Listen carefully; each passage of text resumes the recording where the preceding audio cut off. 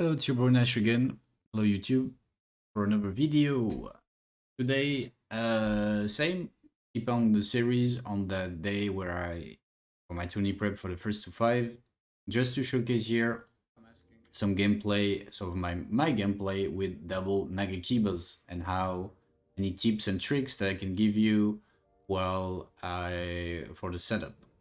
So the setup relies on as any power stance setup on the L1s and also on the majestics jumping attacks that this weapon provides. And yeah, I did a first to five against one viewer in the chat, Boygenius, aka Kid Amnesia. Was using Albert Vikes as well. So the idea with double Nagakibas is using the range that it has, right? The range is important, you have to utilize it. Which best on the rolling R1 or the crouch L1 and also on the jumping attacks. That covers a lot of space. And as for jumping attacks, you really need. Oh, that was a nice catch here. On my hand, I think with the delayed jumping, you have to use the different jumping attacks. I consider like 3 levels of jumping attacks. Like you have 3 different delays that you can do. Like the first one would be the immediate you press jump and then L1 and then slight delay for the level 2. You press jump, you wait just a little bit and you press L1. And the last one would be as you jump and your feet touch the ground, you press L1 for the max delay on the jumpings. Here I delayed enough to be able to base and to finish the fight. But you have to do, like I said, you have to utilize the range that the double Nagakiba has on the running attacks. For instance, one thing that you can do is like jump and then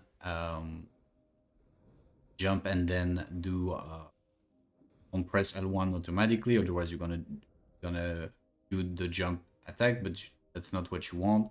It's to mix between jumping, waiting to land, and do the L1.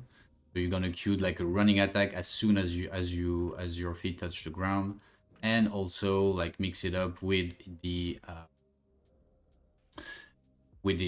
classic and the different levels that you have on your jumping attacks. So here, 2 quick wins in this first to five. I run personally a spinning slash. After a long while, I use double slash, but now I use spinning slash and unsheath. The good part on the spinning slash, first of all, is to the range. It uses the full length of the Nagakibas. It's a good anti-air as well, and covers a lot of range. It's a very good tool to have on Nagakibas. And also for Unsheath, well, delay your hits. Like press L2, wait for your opponent to roll and get a roll catch that does billions of damage, usually 1k on my build. 60 dex. So Nagakibas is a good setup to learn probably how to play Elden Ring PvP, I would say. That was my first setup. That is setup I wanted to try as soon as we get out of the network test. And it's a very good setup. My god, what am I doing?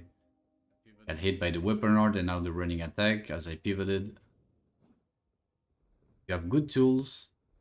It can be limited against over setups, but look at the roll catches you can get while mixing your running attacks, the crouch L1, the jumping L1, and the mix as well from the delay you can do, and the roll catches you can get out of the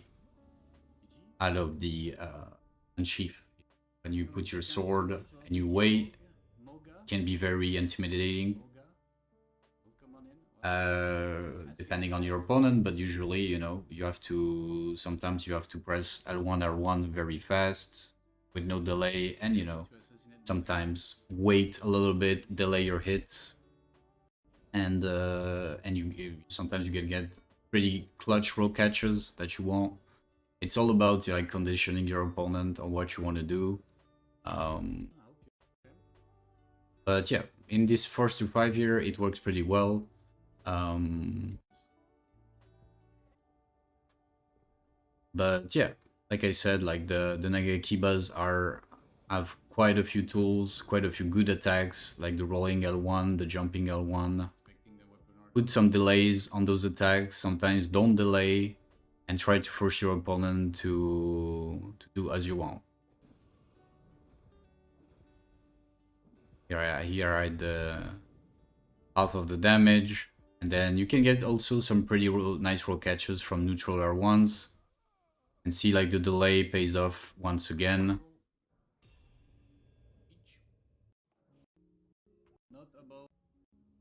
It's all about those delays, delaying your hits, no matter the setup, but it especially works well on Nagakibas, especially with Unsheathe.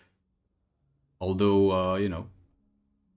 very good players won't fall for it. But it's the same thing as Moonveil. It's gonna work out sometimes. Same for as well from Spinning Slash. Sometimes go for 1L2, don't do the conversion, wait for your opponent to do something, and do the L2R2 full thing. And here I was able to do the L2 and to follow up with a good amount of stamina to finish the fight. Sometimes you just want to press the actual war, but sometimes as well you want to follow up just to say to opponent, get out of my face, or if you condition him well enough, he's not gonna move and wait for you to get a roll catch. But this time around, you can just spam and get more damage, and that's the strategy around it. Thanks for watching. Uh, I'll try to upload more of these.